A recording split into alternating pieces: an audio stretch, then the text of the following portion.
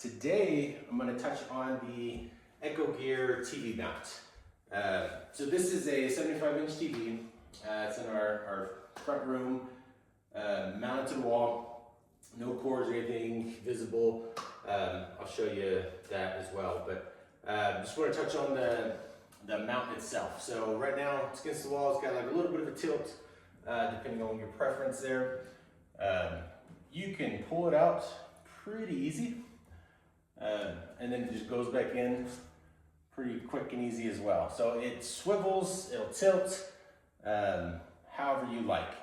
I'm gonna keep it out here and show a little bit of how it looks in the back. But very easy to move around. So very easy to move around. Got just the tilt here. You can adjust in the on the back mount. So you got the swivel and then the tilt and then the swivel here. And then it's mounted into studs. Biggest thing, you gotta make sure you mount in the studs. Otherwise it's just gonna fall down. Not gonna be a fun situation. So for this, I actually did it myself. I think most people can if you are a little handy and used to doing a little bit of just kind of work around the house.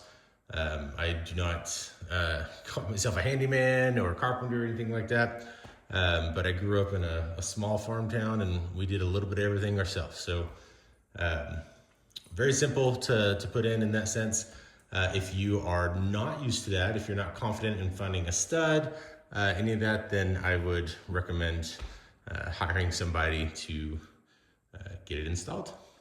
But all right, again, Echogear TV mount. So this holds up to 125 pounds, typically up to 90 inches overall.